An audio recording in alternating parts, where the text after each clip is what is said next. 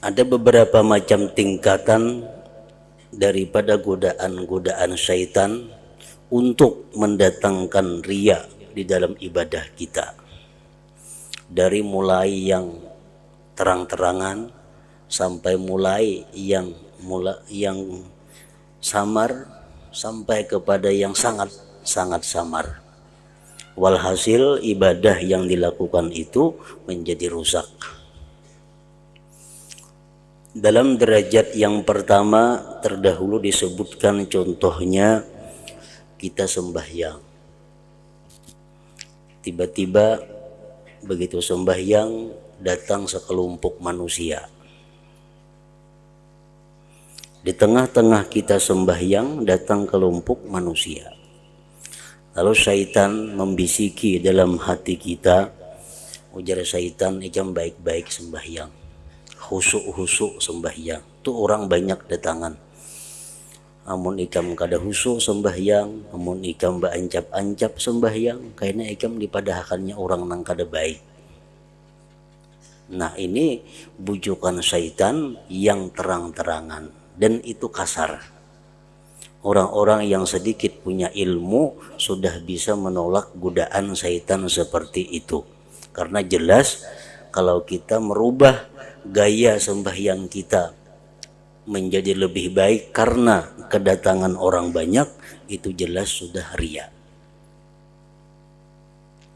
Nah demikian pula kita bandingkan dengan sedekah umpamanya.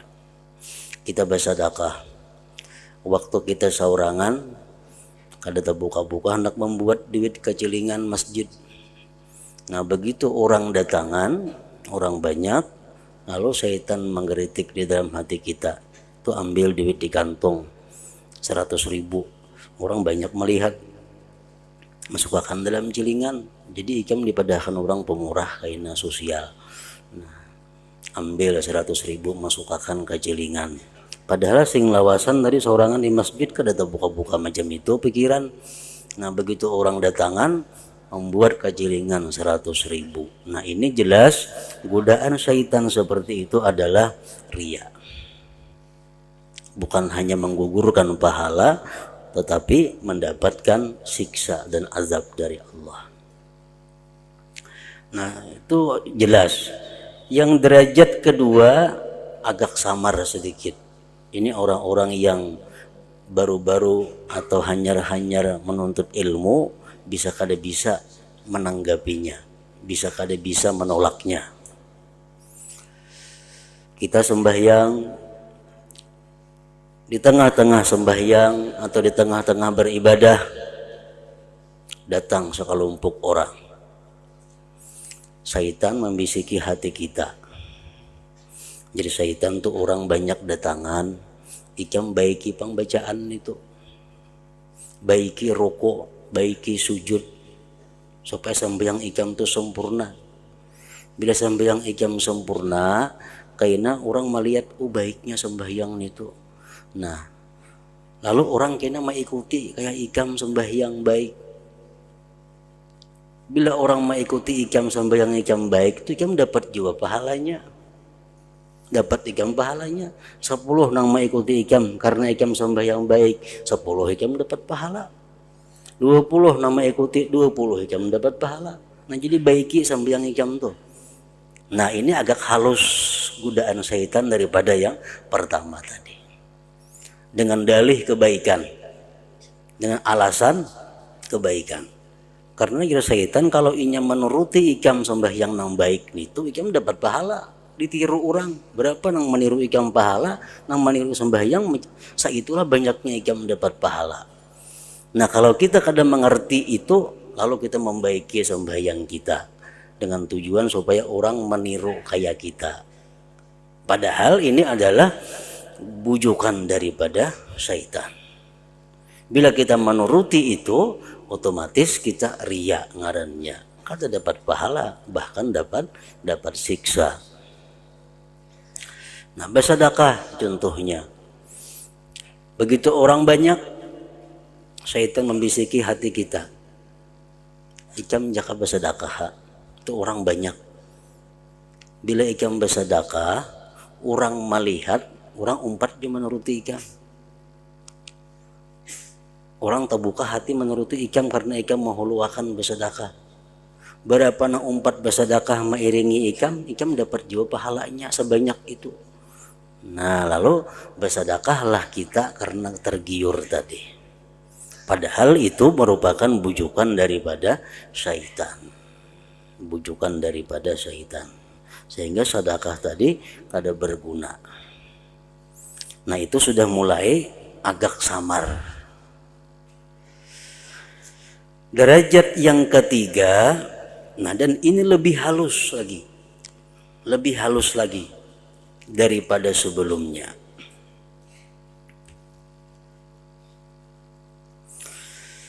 Bahwa seorang hamba mencoba dirinya pada yang demikian, melatih dirinya daripada yang demikian. Dan berhati-hati terhadap tipu daya syaitan. Dan ia si hamba tadi mengetahui bahwa berbidanya mengerjakan sembahyang, gayanya, kelakuan sembahyang berbeda di antara tempat yang sunyi dan disaksikan oleh orang lain adalah semata-mata riya. Ini sudah tahu. Si hamba ini tahu bila di tengah orang banyak sembahyang bebaik, bila seorangan sembahyang beancap-ancap, tahu baik pada itu riya. Bila kada ada orang kada bersedekah, sudah ada orang lalu bersedekah, tahu baik itu pada riya, sudah tahu. Dan itunya kada hakun manggawi, tahu pada riya. Dan ia mengetahui bahwa ikhlas dalam salatnya di tempat yang sunyi itu seperti salatnya di hadapan orang yang banyak. Ini tahu bahwa kalau ikhlas itu sama baik orang banyak atau orang sunyi. Ini tahu baik itu. Nengaran ikhlas itu orang banyak kah, orang kadada kah, tetap sama gaya sembahyangnya, gerakan sembahyangnya, bacaan sembahyangnya. Tahu inya kah itu.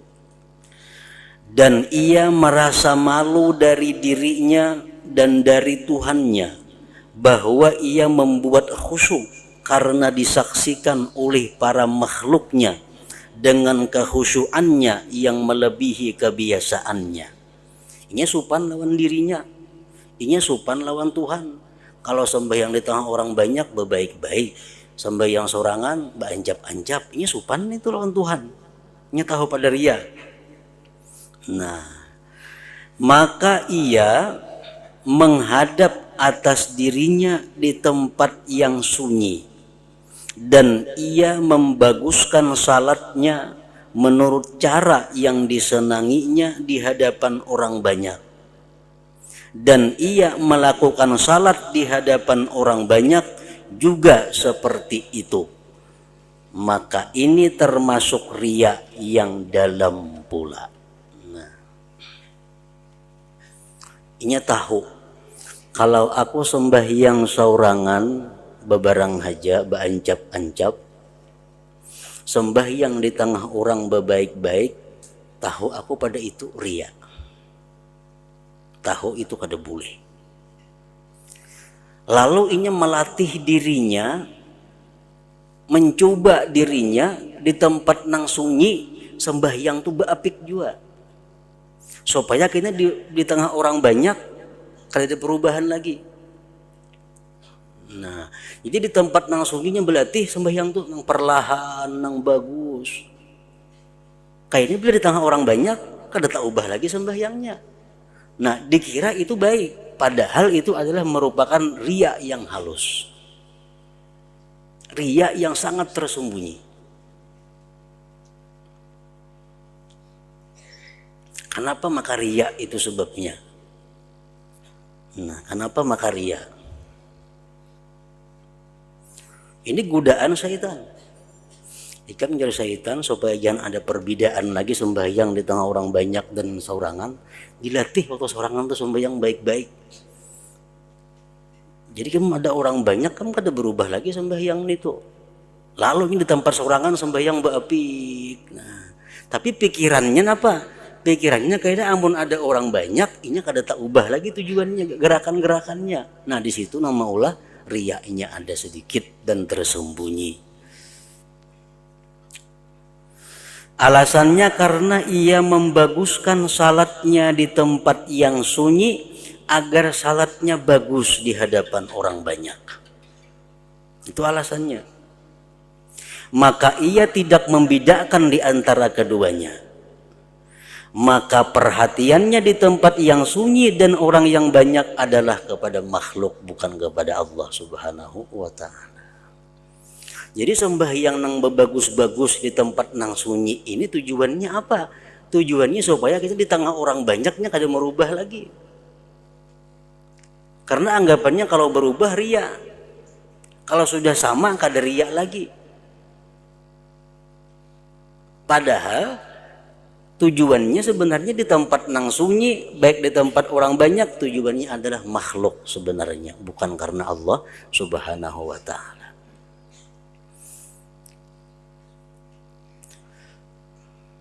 Contoh yang lain umpamanya, entam pula orang kadada, entam puluh orang belum ada nama lihat, aku hendak bersedekah 10.000 rupiah. Nah, tujuannya apa? Supaya kayaknya aku bila ada orang banyak, aku bersedekah, aku kadada lagi perbedaan antara ada orang lawan kadada orang, sama pada 10.000. Jadi kulatih dulu diriku bila kadada orang jua pun tetap 10.000 jua, ada orang 10.000 jua. Nah, bila macam itu cara kita melakukan ibadah, itu riya yang sangat tersembunyi, riya yang sangat dalam.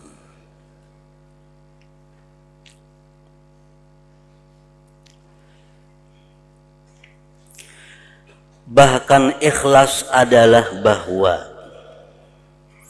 penyaksian binatang dan penyaksian makhluk terhadap salatnya itu adalah atas satu cara. Itu ngaran ikhlas. Nang dihadapinya ini hayam kah, manusia kah, kuda kah, batu kah, sama sembahyangnya. Nah, itu ngaran ikhlas. Maka seolah-olah diri orang ini tidak membolehkan menjelikkan salat di hadapan manusia. Kemudian ia malu dari dirinya bahwa ia dalam rupa orang-orang yang ria, dan ia menyangka bahwa demikian itu hilang dengan bahwa salatnya sama di tempat yang sunyi dan di hadapan orang banyak. Itu sangkaannya, alangkah jauh demikian. Nah, itu bisikan syaitan.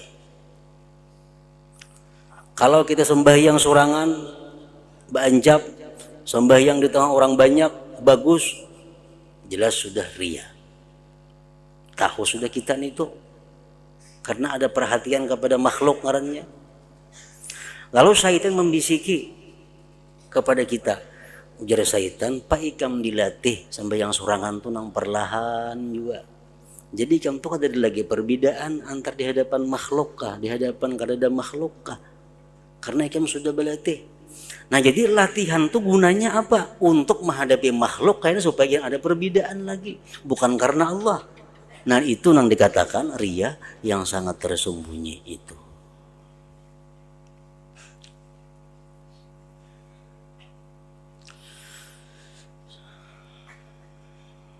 Tetapi hilangnya demikian adalah dengan bahwa ia tidak memperhatikan kepada makhluk.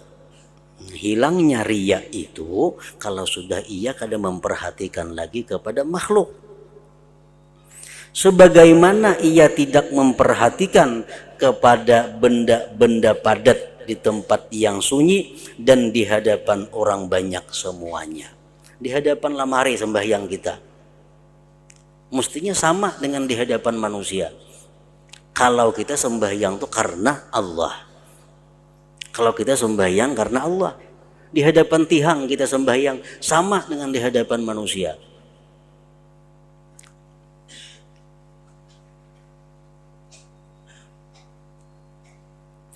Dan ini termasuk orang yang disibukkan cita-citanya dengan makhluk di tempat yang ramai dan di tempat yang sunyi semuanya. Dan ini termasuk tipu daya syaitan yang tersembunyi.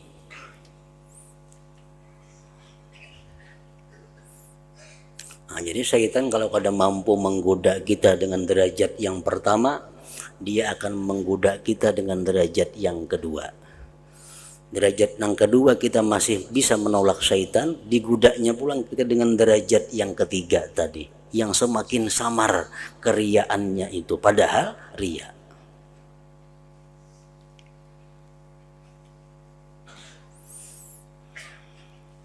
Kadang-kadang kita lapah sembahyang surangan banjap-anjap, sembahyang di tengah orang banyak tapasa bapik, bapik sembahyang tengah orang banyak, karena kita kada biasa lalu lapah. Nah, oke syaitan mau nikam hana kada lapah lagi sembahyang baapik di tengah orang banyak, padilatih waktu subuhnya kita bagamat juga perlahan juga. Jadi kada lapah kamu di tengah orang banyak sembahyang perlahan itu. Nah, ya itu maksudnya. Kelihatannya bagus tapi pada hakikatnya adalah ria yang tersembunyi. Nang ikhlas itu adalah orang yang sembahyang seorangan karena Allah, orang yang sembahyang di tengah orang banyak pun kayak apapun caranya karena Allah juga.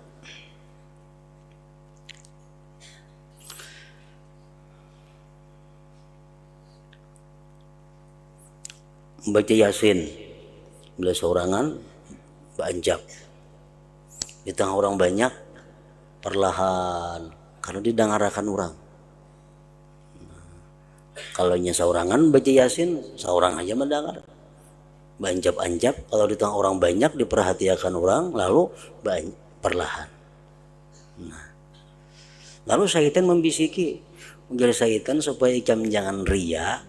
Waktu seorangan tuh dilatih dahulu perlahan. Waktu seorang tuh dilatih perlahan ikam baca Yasin. Kayaknya kata orang banyak kamu kada canggung lagi, kada lapah lagi perlahan. Nah, itu adalah ria bila kita menuruti bujukan bisikan daripada syaitan tadi. Derajat yang keempat, dan ini adalah yang lebih halus dan lebih tersembunyi. Kalau nang ketiga itu sudah kada mampan juga menggoda kita syaitan, masuk pulangnya kepada yang keempat, bahwa manusia memandang kepadanya sedang ia tengah melakukan salat atau membaca Quran atau ibadah apakah, maka syaitan lemah untuk berkata kepadanya khusyuklah karena mereka. Kita membaca Quran sembahyang, datang orang, syaitan baik-baik kan sembahyang tuh ada orang, kada mampan dan itu kita tahu pada itu kada boleh. Nah, syaitannya kalau kita tahu pada itu kada bolehnya kada menggoda lewat situ. Karena syaitan tahu bahwa orang itu telah memahami terhadap demikian. Dia sudah mengerti, nangka itu ria, kada mau menuruti. Lalu syaitan berkata kepadanya, ujar syaitan, tafakkurkanlah tentang kebesaran Allah Ta'ala dan keagungannya, dan tentang Tuhan yang kamu berada di hadapannya, dan malulah dari bahwa Allah melihat kepada hatimu sedang ia lalai daripadanya. Nah, kita sembahyang di tengah-tengah sembahyang atau kita sembahyang di tengah orang banyak, syaitan membisiki kepada hati kita, enggak syaitan, ikam tuh berdiri di hadapan Allah Tuhan yang Maha Agung. Ikam berdiri di hadapan Allah yang bisa mematikan engkau saat ini juga. Engkau berdiri di hadapan Tuhan yang Maha Tinggi. Maka baik-baik hati ikam kepada Allah, jangan lupa. Nanti Allah akan marah kepadamu. Nah, kan bujur tuh binanya. Bujur pun syaitan itu. Karena kita dibisikinya macam itu, maka dengan demikian hatinya hadir. Lalu hati ingat kepada Allah.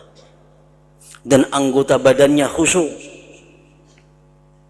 Dan ia menduga bahwa demikian adalah ikhlas yang sebenarnya. Dikira itu ikhlas. Perhatian baca Quran. Datang orang, syaitan membisiki, syaitan, ikam baik-baik membaca kalam Allah. Itu kalam Allah nak ikam baca. Bujur-bujur makhrajnya, bujur-bujur panjang handapnya. Lalu kita bujur-bujur. Dikira kita bujur-bujur sudah ikhlas. Padahal itu adalah riya. Padahal itu adalah tipu daya dan penipu yang sebenarnya. Di mana tertipunya kita di situ? Karena sesungguhnya kekhusyuannya jikalau karena pandangannya kepada kebesaran Allah, niscaya geritik ini terus-menerus padanya di tempat yang sunyi, dan niscaya hadirnya geritik hati tersebut tidak tertentu dengan keadaan hadirnya orang lain. Di situ tandanya. Jakanya kita bujur-bujur ikhlas di tempat nang sunyi pun kita merasakan bahwa kita berdiri di hadapan Allah. Kita berdiri di hadapan yang maha agung, yang maha segala-galanya. Jakanya kita ikhlas di tempat sunyi pun hadir hati kita ke hadapan Allah. Tapi di tempat sunyi kenapa kada hadir macam itu? Kada ada bisikan nang ikam berdiri di hadapan Allah, ikam berdiri di hadapan Tuhan yang Maha. Kenapa kada hadir bisikan itu di tempat nang sunyi? Bila tengah orang banyak hadir bisikan nang macam itu. Nah berarti bisikan itu daripada syaitan. Jakanya bujur-bujur ikhlas, niscaya geritik ini terus-menerus padanya di tempat yang sunyi, dan niscaya hadirnya geritik hati tersebut tidak tertentu dengan keadaan hadirnya orang lain. Baca Quran di tengah orang banyak, hati kita ada bisikan, yang baca itu kalam Allah, hati-hati. Bujurakan makhrajnya, bujurakan panjang handapnya itu kalam Allah yang baca. Turut ya, perlahan baca. Karena di tempat nang sunyi, saurangan, kenapa geritik hati itu kada hadir nang madahkan bahwa itu kalam Allah, hati-hati kenapa? Berarti itu daripada syaitan. Jakanya kita ikhlas, walaupun kita di tempat nang sunyi, tetap kita baca itu adalah kalam Allah. Nang kita baca ini kalam yang maha agung. Tetap kita hati-hati panjang handap dan makhrajnya itu. Nah di waktu sendiri kada hadir geritik hati seperti itu, di tengah orang banyak hanyar timbul, berarti itu daripada syaitan, menunjukkan bahwa ibadah kita kada ikhlas lagi. Nah ini yang paling halus di antara godaan atau bujukan syaitan untuk merusak ibadah kita.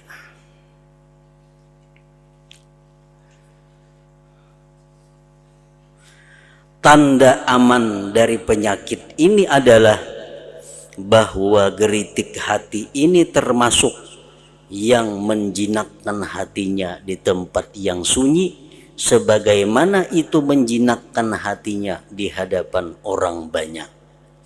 Dan hadirnya orang lain tidak menjadi sebab hadirnya geritik hati, sebagaimana hadirnya binatang tidak menjadi sebab. Kita membaca Quran, bisa bancap-ancap, datang kucing, berubahlah kita. Kada loh. Nah, kucing mana datang ini? Tandanya kita aman, tandanya kita selamat daripada godaan syaitan. Di tengah kita sembahyang saurangan, tetap hadir geritik hati. Ikam menghadap Allah. Ikam menghadap yang maha agung. Bujur-bujur sembahyang. Di tengah orang banyak hadir juga geritik hati seperti itu. Itu tandanya kita aman daripada penyakit riya. Tandanya aman daripada bujukan syaitan. Nah kalau di waktu sorangan kada hadir pepadah geritik macam itu, di tengah orang banyak hanyar timbul geritik hati macam itu, tandanya kita ada penyakit, ada syaitan yang merusak ibadah kita.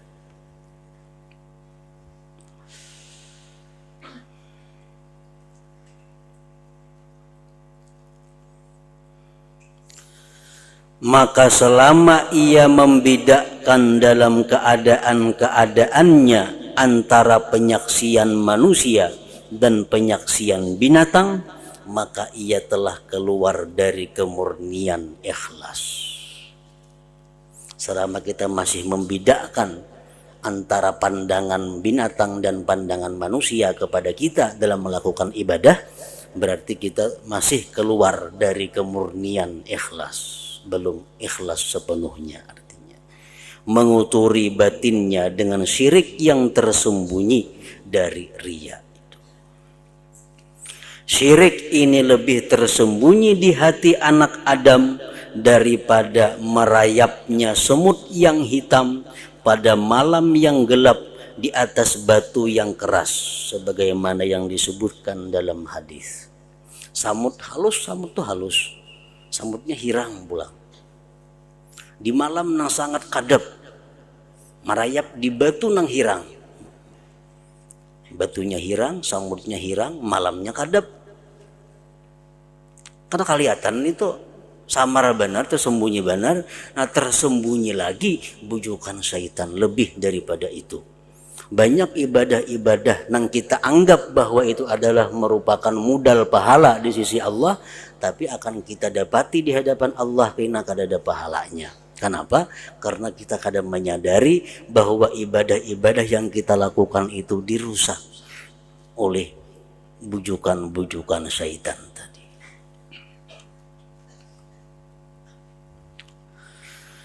Tidak selamat dari syaitan kecuali orang yang halus pandangannya dan beruntung dengan penjagaan Allah Ta'ala,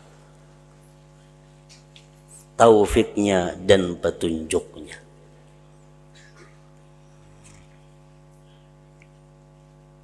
Kada bisa selamat daripada godaan syaitan. Nang kita digudanya dengan 4 kali godaan itu, sekali kada lulus, godaan nang kedua, nang ketiga, nang keempat. Nah, itu kada akan bisa lulus kita kecuali kita punya pandangan yang sangat tajam dan penjagaan dari Allah, taufik dan hidayahnya. Kalau tidak, maka syaitan itu tidak meninggalkan orang-orang yang rajin ibadah kepada Allah Ta'ala. Ia syaitan tidak lalai dari mereka sekejap pun, sehingga membawa mereka kepada riya pada setiap gerakan dari gerakan-gerakan.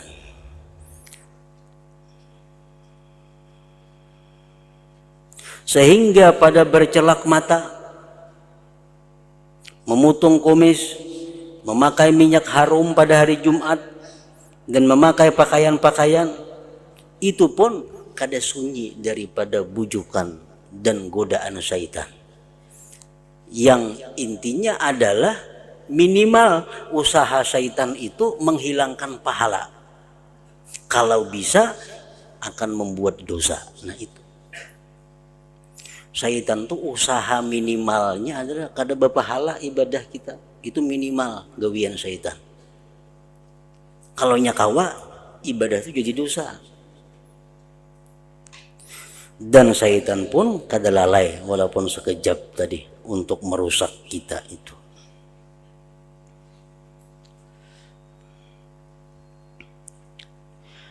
Sesungguhnya ini adalah perbuatan-perbuatan sunat pada waktu-waktu tertentu.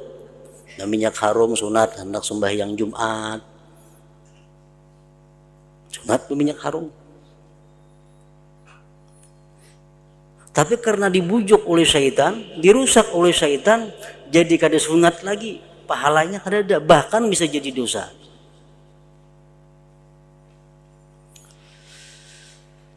Sesungguhnya ini adalah perbuatan-perbuatan sunat pada waktu-waktu tertentu, dan bagi nafsu padanya ada keuntungan yang tersembunyi karena keterkaitan pandangan makhluk dengannya dan kerajinan tabiat, dan karena kejinakan tabiat dengannya.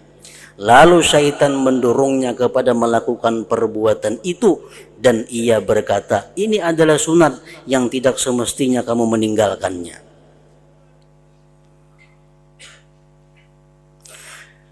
Berminyak harum hari Jumat itu adalah sunat sebenarnya. Dan itu sesuai lawan kehendak kita. Kita ketujuan yang harum-harum. Sesuai dengan tabiat kita. Nah sekarang kita melakukan berminyak harum itu apakah karena sunnah Nabi atau karena sesuai lawan tabiat kita? Syaitan kadang-kadang menyuruh berminyak harum itu sunat. Padahal kita minyak harum bukan karena sunatnya, tapi karena memang kita ketuju dengan minyak harum itu. Nah sehingga kada berpahala lagi jadinya.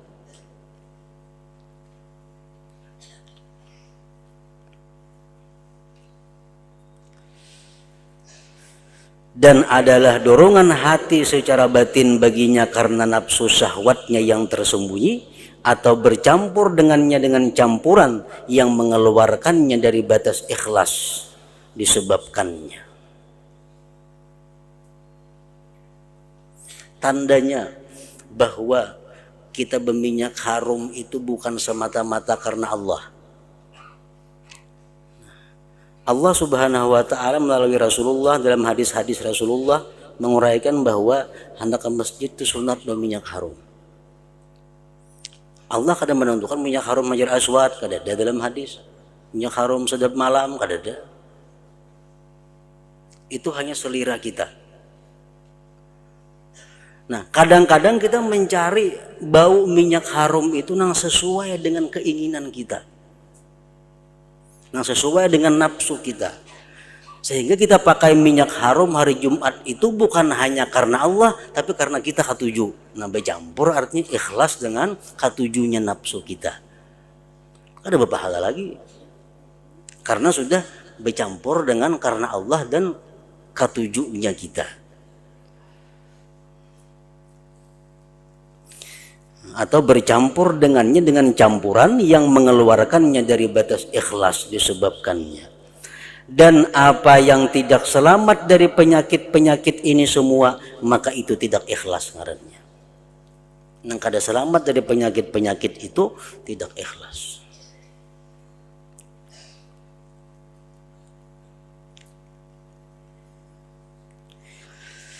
Bahkan orang yang beriktikaf di masjid yang ramai dan bersih lagi bagus bangunannya, di mana tabiat suka kepadanya, lalu syaitan menggemarkannya padanya dan membaikkan kepadanya, membanyakkan keutamaan-keutamaan i'tikaf.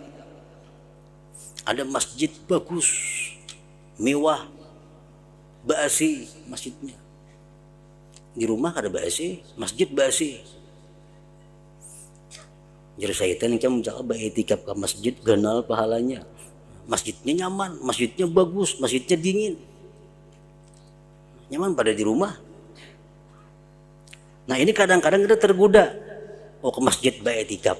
Padahal i'tikaf di masjid itu bukan karena Allah. Jadi mencari kenyamanan yang kada didapat di luar masjid. Nah kita kira itu ibadah. Padahal kada jadi ibadah. Bahkan orang yang beriktikaf di masjid yang ramai dan bersih lagi bagus bangunannya, di mana tabiat suka kepadanya, lalu syaitan menggemarkannya padanya dan membanyakkan kepadanya keutamaan-keutamaan i'tikaf. Dan kadang-kadang penggerak yang tersembunyi di dalam hatinya adalah kejinakan hati, kesenangan hati, kenyamanan hati dengan bagus bentuk masjid dan kesenangan tabiat kepadanya.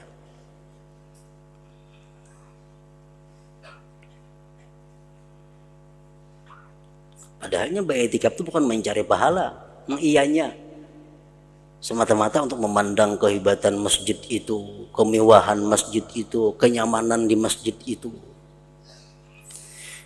Dan demikian itu menjadi jelas kepada kecenderungannya kepada salah satu dari dua masjid atau salah satu dari dua tempat, apabila salah satunya itu lebih bagus daripada yang lain.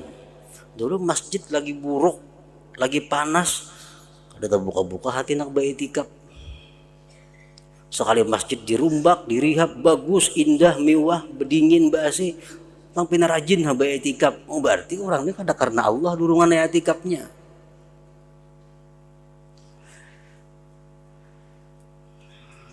Dan demikian itu menjadi jelas kepada kecenderungan kepada salah satu dari dua masjid umpamanya. Dua masjid.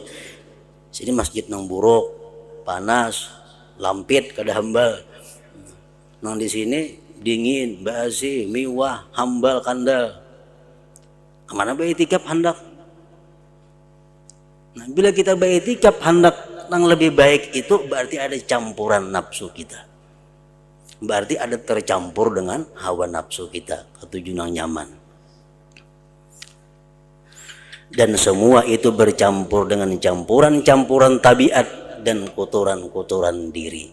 Ada ikhlas lagi ngarannya. Jaka ikhlas tuh masjid yang panas tuh itikaf juga.